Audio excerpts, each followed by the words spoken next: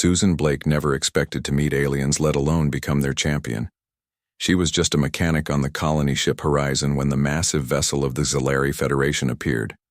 Above New Terra, the Xalari were tall, elegant beings with skin that shimmered like opals in sunlight. Their society was ruled by females who considered themselves superior to all other species in the galaxy, especially humans who they viewed as primitive and unworthy. Susan was working on repairing a damaged shuttle. When the alert sirens blared throughout the colony, everyone rushed outside to see the enormous ship that blocked out the sun, its surface gleaming with strange symbols and pulsing with exotic energy. "Look at that thing," shouted Kate, her fellow mechanic and best friend since childhood. Susan could only stare in amazement. The alien vessel was at least 2 miles long, with a design unlike anything humans had ever created, sleek and organic-looking, almost alive. Colony Governor Mary Wilson called all essential personnel to the command center. Susan was surprised to find herself included in the emergency meeting. The aliens call themselves the Xalari. Mary explained, her face pale with worry. They claim ownership of this entire sector of space and say we are trespassing on their territory. But we searched for any signs of intelligent life before establishing the colony, protested Dr. Olivia Green, head of xenobiology. We found nothing. The Xalari say they were observing us.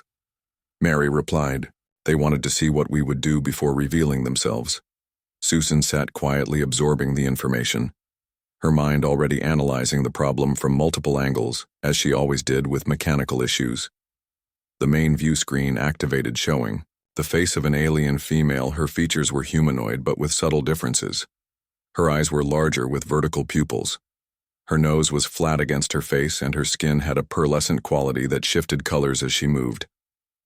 "I am Commander Liviana of the Xalari Federation," the alien announced, her voice melodic but cold. "We have come to claim what is rightfully ours. Your colony exists at our mercy." Liviana stood nearly 7 feet tall, her crystalline eyes studying the humans with undisguised contempt. Behind her stood other Xalari females, all wearing what appeared to be military uniform. "Humans are such fragile creatures," Liviana said to her second-in-command, Nyrel, who nodded in agreement. "They will make excellent servants once we complete our annexation." The translation was perfect, allowing the humans to understand every word, a deliberate choice to ensure they knew their place.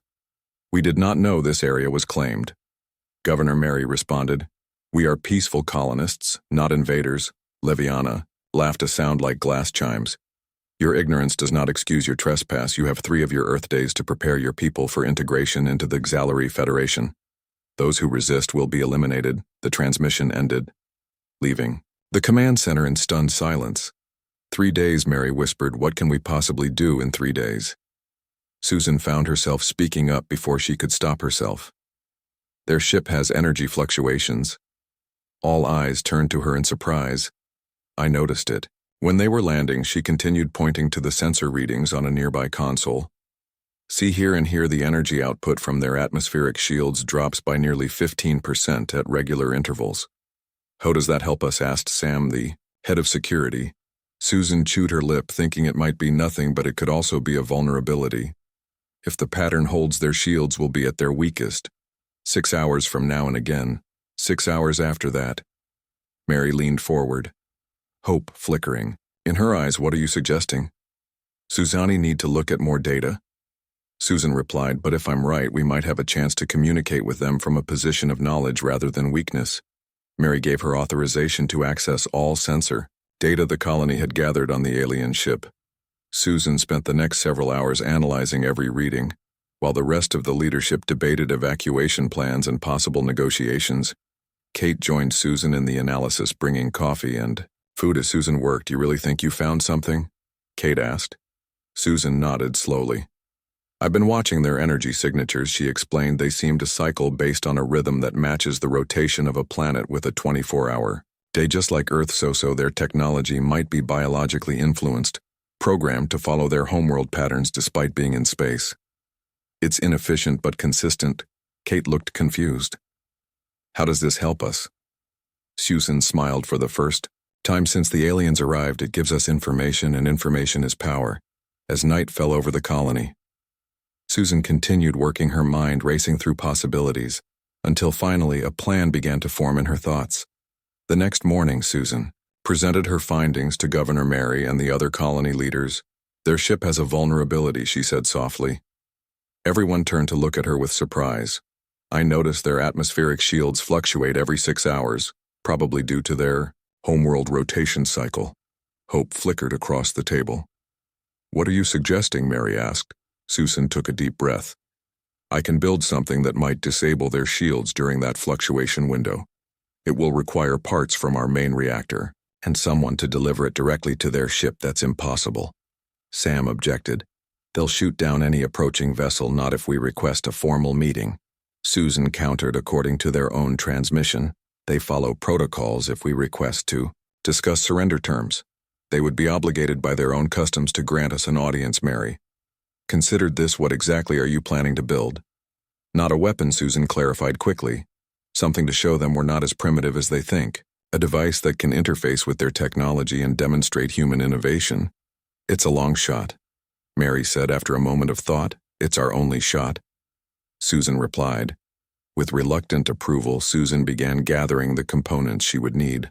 Working against the clock as the first of their 3 days ticked away, Commander Leviana and her officers waited in their elegant command chamber for the human response to their ultimatum. Little did they know that Susan was already working on a desperate plan that would either save her people or doom them all. Leviana circled the glowing device, her expression unreadable, though Susan noticed the Zalari leader had stopped referring to them as primitives. For the first time, the Zalari leader looked at the human women with something resembling respect. "Take this to the engineering deck," Nirelle. Leviana ordered. "Have our scientists verify its functions." Nirelle hesitated. "Empress, should we allow alien technology to interface with our core systems?" Leviana fixed her second-in-command with a stern gaze. "Do you truly believe their device could harm our systems if it were hostile?" she asked. The question hung in the air, highlighting the contradiction in Zalari thinking. If humans were truly primitive, their technology could pose no threat. Yet, the device clearly worked.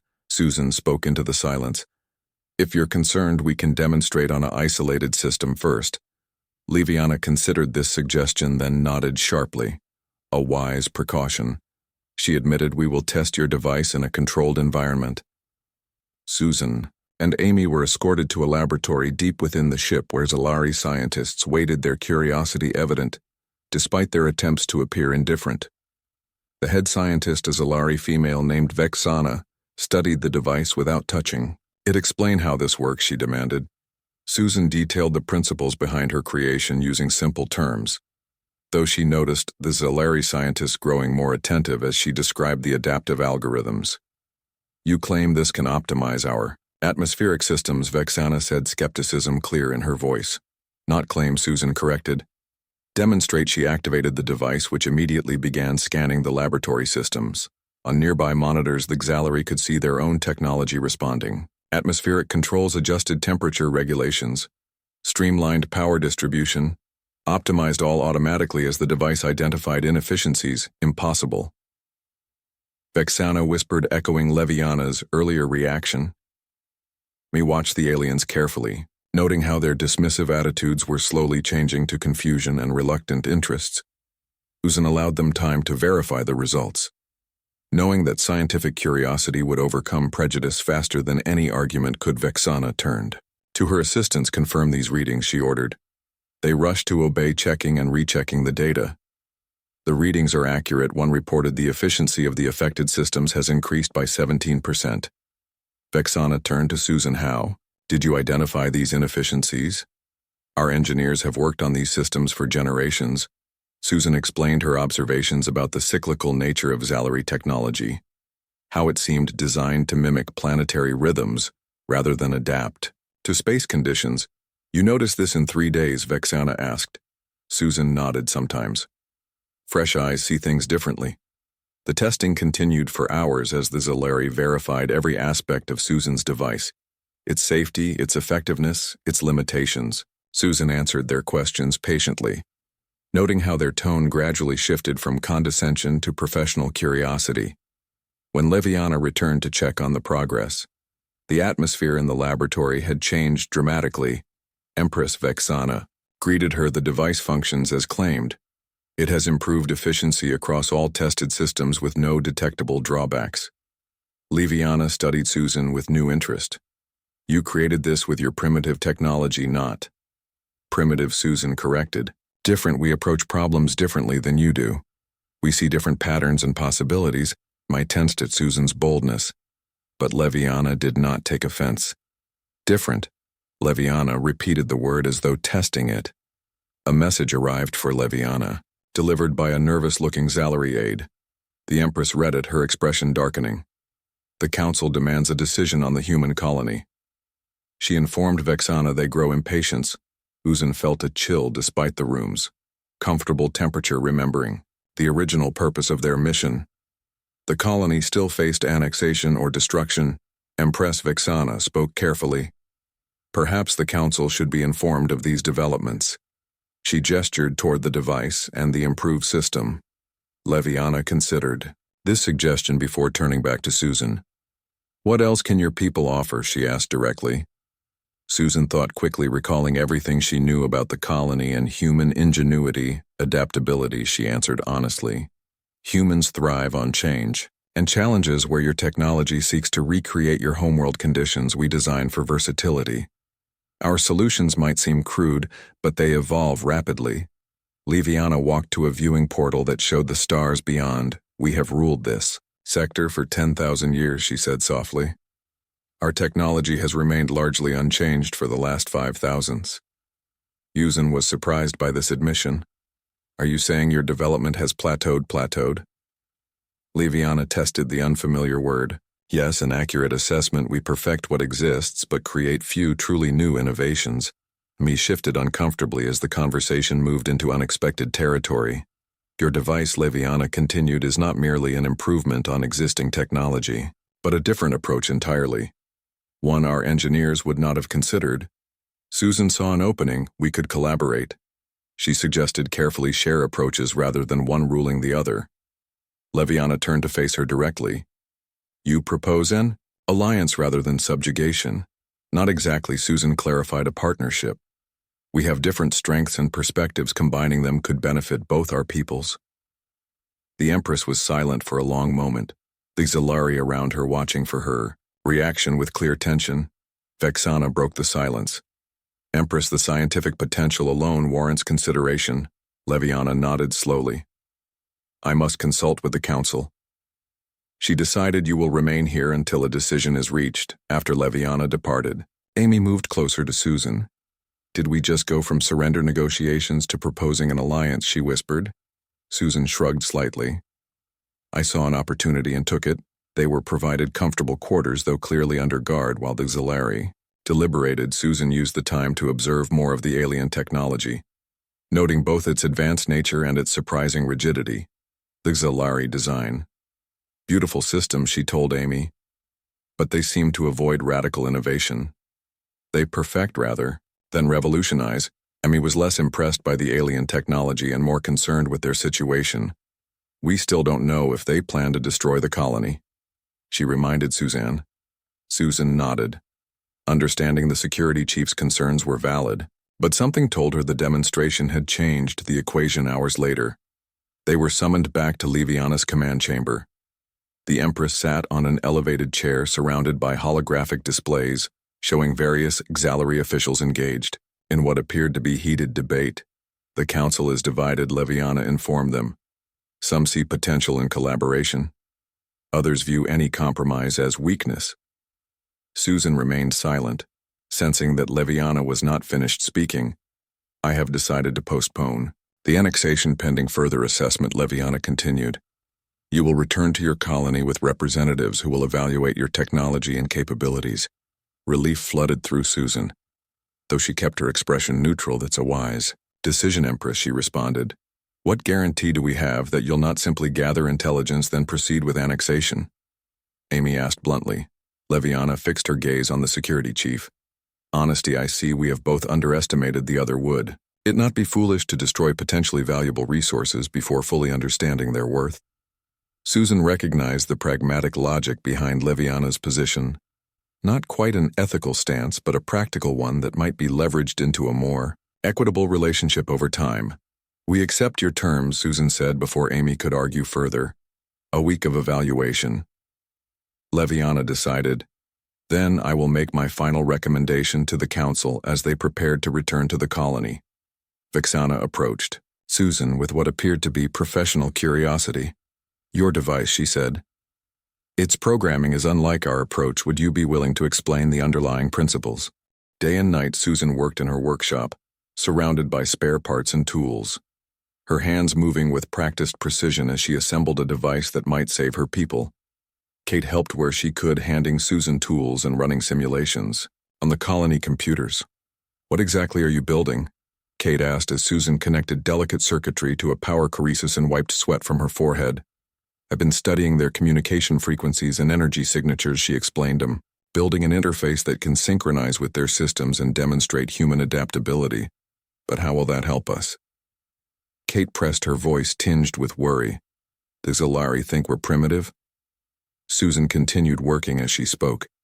They see us as barely evolved apes not worth considering as equals. This device will show them that humans can understand and even improve their technology. Kate looked skeptical. Can you really improve alien tech we've never seen before? Susan smiled slightly. Not exactly improve, but adapt to it. Show them that humans offer something unique. Her hands continued their delicate work. Even as she explained, our greatest strength has always been adaptation and creative problem-solving. Something the Xalari might not have evolved given their technological advantage. As the second day dawned, Susan was still working, fueled by determination and cup after cup of coffee. Governor Mary came to check on her progress. How is it coming? Mary asked, looking at the strange device taking shape on Susan's workbench. Almost done, Susan replied, her eyes red from lack of sleep. It's based on our universal translator technology, but have modified it to interface with their energy systems according to the patterns I've observed. Will it works? Sen hesitated. I think so, but someone will need to deliver it directly to their ship and activate it in person. Mary frowned. That's a suicide mission. Maybe not, Susan countered. If we request a formal meeting to discuss surrender, terms their own protocols should protect the messenger. The governor considered this. Who would go? Susan said simply. Mary shook her head. You're too valuable to the colony. It's my device. Susan insisted. Nobody else understands how it works or how to adapt it if something unexpected happens. I Rogers the colony. Security chief, who had been listening quietly, stepped forward. I'll go with her. Susan started to protest, but Amy cut her off. You'll need protection. And a second pair of hands, she said. Firmly am trained for dangerous missions. Mary looked between the two women. After a moment, she nodded reluctantly. Fine, but you need a backup plan if things go wrong. By midday of the third day, Susan's device was complete, a compact sphere with intricate circuitry visible through transparent sections. It hummed quietly when activated, emitting a soft blue glow. Susan explained her plan to Amy as they prepared for their mission to the alien ship. The device will scan their systems and synchronize with them, she said, checking her equipment once more. Then it will identify inefficiencies in their atmospheric regulators and offer solutions, and that will impress them. Amy asked, skeptically. Susan shrugged. It should at least surprise them enough to make them reconsider their opinion of humans. The two women, dressed in their best colony uniforms, Mary had formally requested a meeting with Commander Leviana to discuss surrender terms. The Zalari had agreed, allowing a small delegation to board their vessel. When the time came, Susan and Amy stood on the colony landing pad, waiting for the Zalari shuttle promised by Commander Leviana. The device secured in Susan's backpack. You sure about this? Amy asked, her hand resting on her sidearm despite orders not to bring weapons. Susan nodded, trying to project more confidence than she felt. It's our best chance. The Zalari shuttle descended silently from the larger ship above a sleek craft that seemed to flow through the air rather than fly. It landed without a sound, its hull shimmering with the same opalescent quality as Zalari skin. The door opened, revealing two tall Zalari guards, their expressions cold and dismissive. Follow, they commanded, their English perfect though slightly accented. Susan and Amy entered the shuttle. Finding seats designed for beings much taller than humans, the interior was beautiful. with controls that glowed with soft light and surfaces that seemed to shift and change as they watched. The journey to the mothership took only minutes, though Susan used every second to observe the Zalari technology, noting details that might help her plan. The mothership interior was vast and elegant, with high ceilings and flowing architecture that seemed to defy human engineering. Principal Zalari moved through the corridors with graceful efficiency. Barely glancing at the human visitors, Susan clutched her backpack tighter, feeling the weight of the device and the responsibility it represented. They were led to a large chamber, dominated by a circular platform surrounded by Zalari officials. Commander Leviana stood at the center, her tall figure imposing as she looked down at the humans. "You wish to discuss the terms of your surrender?" she stated rather than asked. "Governor, Mary sent us to present something before we finalize any agreement," Susan said, her voice steadier than she expected. Leviana raised an eyebrow, a surprisingly human gesture. "What could you possibly offer that would interest us?" Susan stepped forward, looking small compared to the towering Zalari female leaders. With careful movements, she placed her device on the floor between them. "We have something to show you," she said. Leviana laughed, a musical sound that filled the chamber. "You bring toys too? Us when we hold your destruction in our hands, how amusing." The Zalari scientists surrounding Leviana exchanged amused glances, clearly sharing their leader's assessment of human capabilities. "Impossible," Nirel said. "Humans are too primitive for such capabilities." Susan ignored the condescension, focusing instead on activating her device. The sphere hummed to life, its blue glow intensifying as it began to scan the surrounding technology. The Zalari watched with mild curiosity at first, then growing attention as displays on the walls around them began to flicker. The environmental systems in the room subtly shifted, the lighting adjusted to more optimal levels. "What is happening?" Leviana demanded, her amusement replaced by confusion. "Our gift," Susan explained, trying to keep her voice calm and professional. "We noticed your atmospheric regulators were cycling inefficiently due to their synchronization with your homeworld rotation. We designed this to help optimize them for space operation." The Zalari engineers rushed to their consoles, confirming what should have been impossible. The human device was indeed enhancing their advanced technology in ways they had not considered impossible. Leviana whispered, her crystalline eyes wide with shock. Ami stood protectively near Susan, watching the Zalari reactions with trained vigilance, her hand never straying far from her concealed weapon. Despite orders, Susan smiled slightly. "Humans may not have your advanced technology, but we see patterns and possibilities where others do not. We adapt, we improve, we survive." The room fell silent as the Zalari processed this demonstration, their previously dismissive attitudes giving way to confusion and, in some cases, grudging interest. Leviana stepped closer to the device, examining it with new eyes. "How did you create this?" she demanded. Susan took a calculated risk by being honest. "We studied the energy fluctuations in your ship," she admitted. "We noticed patterns that suggested your technology maintains rhythms based on your homeworld, even when those rhythms are inefficient in space, and you developed a solution in 3 days." Susan nodded. "Yes, our specialty is adaptation and problem-solving." Over the following days, the colony became host to several Zalari scientists and officials who observed human technology and methods with increasing interest. Susan found herself working closely with Vexana, the head scientist whose initial skepticism had given way to genuine curiosity. "Your approach to engineering is chaotic," Vexana observed as Susan showed her the colony's recycling systems.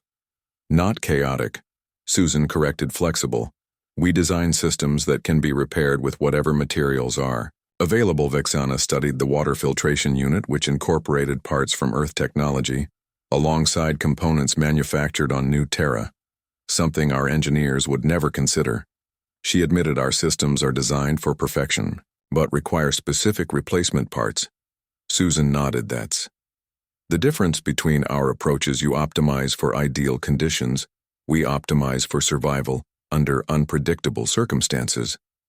Governor Mary watched these interactions with cautious optimism. The postponement of annexation had granted them time, but the colony remained under threat. Leviana's final decision would determine their fate. "Do you trust them?" Mary asked Susan during a private meeting. Susan considered the question carefully. I trust their curiosity, she replied. Scientists are similar across species, they can't resist new knowledge. Mary looked unconvinced. Curiosity might not overcome millennia of imperial ambitions. Susan agreed but pointed to the increased communication. Between human and Xalari personnel, they've started asking our engineers for input. She noted that's not the behavior of conquerors who have already decided our fate. Meanwhile, Amy and her security team maintained vigilance monitoring the Xalari visitors and preparing contingency plans. They're mapping our entire infrastructure. Amy reported to Mary and Susan they say it's for scientific assessment, but it could easily be military intelligence. We need to trust the process. Susan argued if we act suspicious, now we could jeopardize everything. I frowned. I don't like being vulnerable. None of us do, Susan acknowledged. But sometimes the greatest strength is showing we're not afraid. As the evaluation period continued, Susan noticed changes in the Xalari attitudes, the initial condescension fading as they witnessed human adaptability firsthand. The aliens were particularly impressed by the colony's agricultural systems, which combined earth crops with native new terra plants in symbiotic relationships. Your people cultivate adaptation, Vexana remarked while examining the experimental gardens where human scientists were developing new hybrid plants. We engineer genetic perfection instead. It's different approaches to the same goal. Susan explained survival and growth. On the 5th day, Leviana herself arrived at the colony to observe progress. Susan was summoned to meet with her at the landing field. The Empress stood tall and imposing as ever. But Susan noticed subtle differences in her posture, less rigid, more observant. Show me your workshop, Leviana requested. Susan led the Xalari leader through the colony, greeting fellow colonists along the way. She noticed how Leviana watched these interactions, her crystalline eyes missing nothing. Your people seem unafraid, the Empress noted. They trust the process. Susan replied, echoing her earlier words. To Amy, Leviana's workshop was cluttered with projects in various stages of completion. Tools hanging on walls and scattered across workbenches in what would appear to Xalari eyes as complete disorder. This is where you created the device, Leviana asked, looking around with barely concealed surprise. Susan nodded. Here and in the main engineering lab. The Empress examined various half-finished projects, asking questions about their purpose and function. Susan explained each one, noting how Leviana seemed particularly interested in the improvised solutions. You created an atmospheric optimizer using these primitive tools. Leviana marveled, lifting a simple welding tool. Susan smiled. These tools built our ships that crossed 20 light-years of space. Primitive is relative. For the first time, Susan saw what might have been amusement in the Empress' eyes. A fair observation, she conceded. Their conversation was interrupted by an emergency alert blaring through the colony speakers. What's happening? Leviana demanded. Susan accessed the nearest communication panel. Governor Mary appeared on screen, her expression grave. We've detected another ship entering the system, she reported. Not Xalari. Possibly Arduvian. Leviana stiffened at the mention of Arduvians. They are our enemies, she stated. They must have tracked our vessels here. Susan watched as the Empress immediately contacted her ship, issuing commands. In the Xalari language, though, Susan couldn't understand the words. The urgency was clear. The Arduvians are warlike, Leviana explained. Once finished, they have been in conflict with the Xalari Federation for centuries. If they attack, your colony lacks the defenses to survive. Before Susan could respond, a massive explosion shook the ground. The colony shields flaring as they absorbed the impact of what must have been a powerful weapon. We need to get to the command center, Susan told Leviana already. Moving toward the door, to Susan's surprise, the Empress followed without argument. Their previous power dynamic temporarily forgotten in the face of immediate danger. The command center was in controlled chaos when they arrived, Governor Mary coordinating defense measures. While Xalari officers communicated with their ship, the Arduvian vessel is targeting both use and the colony. The Xalari tactical officer reported our shields are holding, but the colony defenses cannot withstand such firepower. For long, Susan studied the tactical displays, noting the attack patterns and the colony's weakening shields, an idea forming in her mind. Your device leveraging the technology. We barely understand might have other applications. Mary suggested, reading Susan's expressions. Susan nodded. If I can modify the device to extend the auxiliary shield harmonics to cover the colony. She looked to Leviana. It would require your permission to interface with your ship's systems. Leviana hesitated only briefly. Our shield generators are already at maximum capacity. I don't need more power. Susan explained, just better synchronization. The device was designed to optimize existing systems, not create new ones. Another impact rocked the colony, the lights flickering momentarily. You have my authorization, Leviana decided. Susan quickly gathered the equipment she would need, including the original device and additional components. Kate helped assemble the necessary modifications while Vexana provided specifications for the auxiliary shield systems. We need to establish a direct link to your shield generators, Susan told Vexana. Can it be done remotely? The auxiliary scientist shook her head. The connection requires precise calibration. I would need to be on board our ship. Another option, Kate suggested, we could adjust our colony shields to resonate with the auxiliary frequency, creating harmonic amplifications. Susan considered this brilliant. She exclaimed that might work. They rushed to implement the plan, Susan and Kate working on the colony shield generators while Vexana communicated with the auxiliary engineers aboard their ship, coordinating the frequencies. As they worked, the Arduvian attacks intensified, focusing primarily on the auxiliary vessel, but occasionally striking the colony defenses. Why are they attacking us? Mary asked Leviana. We have no quarrel with the Arduvians because you are communicating with us. Leviana explained grimly. The Arduvians seek to destroy any potential auxiliary allies. The implication that the auxiliary now viewed the humans as potential allies rather than subjects was not lost on Susan, but there was no time to dwell on this shift. Almost ready, Susan announced as she made the final adjustments to her modified device. Kate, monitoring the energy readings. Activate. On my mark, Vexana instructed. Coordinating with her ship, Susan nodded, positioning her finger over the activation switch mark. Vexana called. Susan activated the device immediately. The colony shields changed frequency, syncing with the auxiliary shields. Nearby displays showed the harmonics aligning the two defense systems, beginning to resonate together, amplifying their combined strength. It's working, Kate exclaimed. The shields are holding. On the tactical display, they could see the Arduvian weapons, impacting the now strengthened defenses with significantly less effect. Remarkable, Vexana whispered. Watching the readings, humans and auxiliary technology working in concert, something never before attempted. The integrated shield system held against the Arduvian assault, buying precious time for the auxiliary warships to coordinate a counterattack. Susan monitored the harmonics, making constant adjustments as the enemy tried different frequencies to penetrate their defenses. We can hold this for about an hour, Susan informed Leviana after checking the power consumption rates. Then our generators will burn out. The Empress nodded. That's enough time, she replied. Our fleet will arrive within 40 minutes. Leviana spoke quickly into her communication device, issuing commands in her native language. Though Susan couldn't understand the words, she recognized the tone of a leader in battle. The Arduvians are sending landing craft, Amy reported from her security station. They're targeting the southern perimeter of the colony. We need to reinforce that area. Mary ordered, directing defense teams to the threatened sector. Susan had an idea.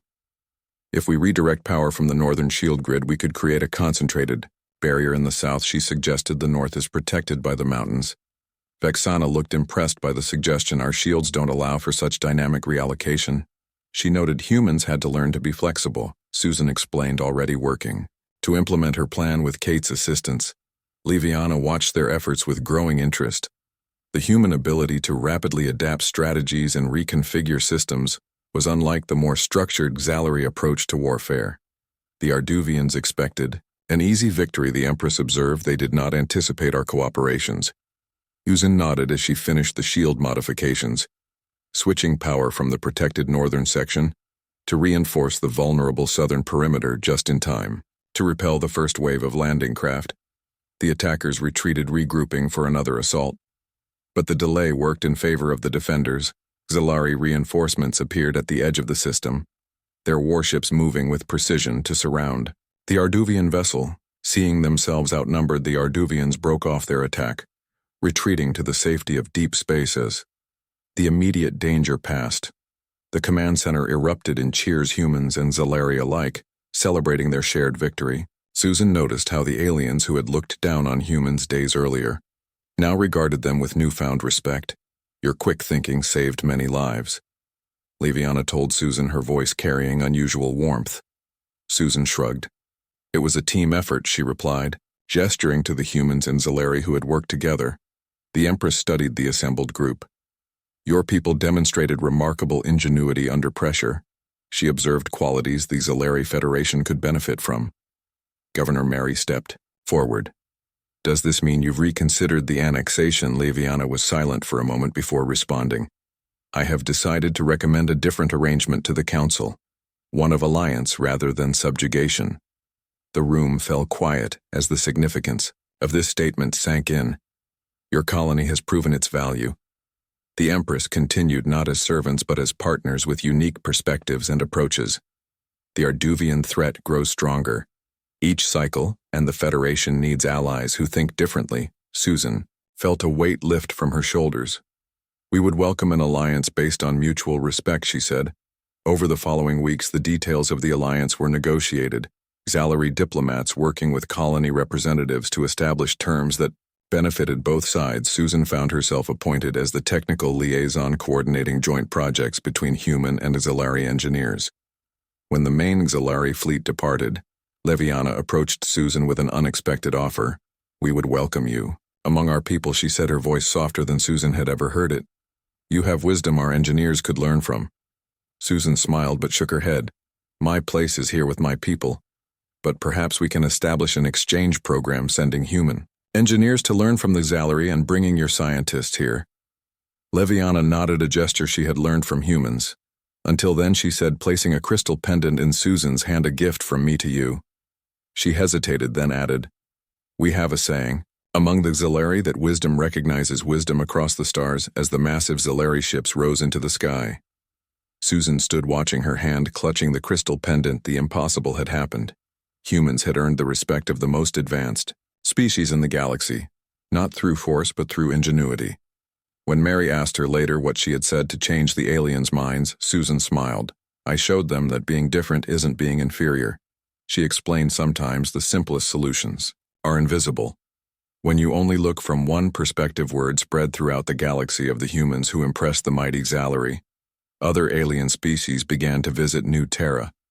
Curious about these clever beings, the colony flourished under the alliance protected by Zalari warships while contributing innovative approaches to shared problems. Human adaptability complemented Zalari precision, creating technologies neither could have developed alone. Susan Blake became a legend among both species, a symbol of how understanding and innovation could bridge the gap between worlds far better than weapons or threats ever could. 6 months after the first contact, Susan received a transmission from Leviana. The Empress was coming to New Terra again, this time with members of the Zalari High Council, to formally establish a joint research facility. We have much to learn from each other, Leviana said, her image flickering slightly on the communication screen. The council was skeptical until they saw the results of our first collaborative projects. Susan had been working with Vexana to develop hybrid technologies, combining human ingenuity with Zalari precision. Their creations already improving life across both communities. Looking forward to seeing you again, Susan replied, surprised by how much she had come to respect the once intimidating Empress on the day of the Zalari arrival. Susan stood with Governor Mary and the colony leadership, watching the elegant ships descend from the sky, no longer a sign of threat but of opportunity. The first to emerge was Leviana, looking as regal as ever, but with subtle changes in her bearing, her posture less rigid, her expression more open. Behind her came other Zalari officials, including Vexana and members of the High Council. Welcome to New Terra. Mary greeted them formally. Leviana acknowledged the greeting, then turned to Susan, her crystalline eyes gleaming. I bring news. She announced the council has approved the establishment of the first Joint Species Academy here on New Terra, a place where humans and Zalari can learn from each other. Susan's eyes widened at the implication such an institution would cement the alliance and open doors for further cooperation. They wish you to serve as its first director, Leviana continued, addressing Susan directly. Your perspective is valued. Susan hesitated, overwhelmed by the offer. I would be honored, she finally replied. But only if the leadership is shared with a Zalari counterpart. Leviana smiled, an expression she had clearly been practicing. I would be pleased to serve alongside you, she said. On quiet nights, Susan would look up at the stars, wondering how different the galaxy would be. Now that humans and Zalari worked together, she thought of the Arduvians and other species who might benefit from this new approach to cooperation. Rather than conquest, the crystal pendant Leviana had given her sometimes caught the starlight seeming to glow from within a symbol of the bridge between worlds that began with a simple act of innovation. Somewhere across the galaxy, Leviana was indeed thinking of Susan as she implemented reforms in Zalari society, inspired by human adaptability. Perhaps the humans were right. She thought maybe the greatest strength was not in power, but in the ability to see the universe through different eyes.